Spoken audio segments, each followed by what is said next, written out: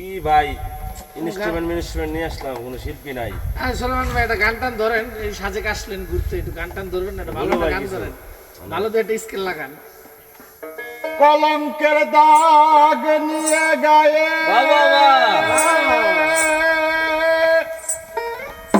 কলঙ্কের দাগ নিয়ে গায়ে, ঘর থেকে আর বের হব না।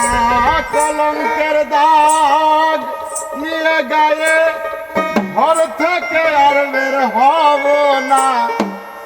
আজকে যে আর যাব না, আজকে খেয়ে আর খাবো না, আজকে খেয়ে আর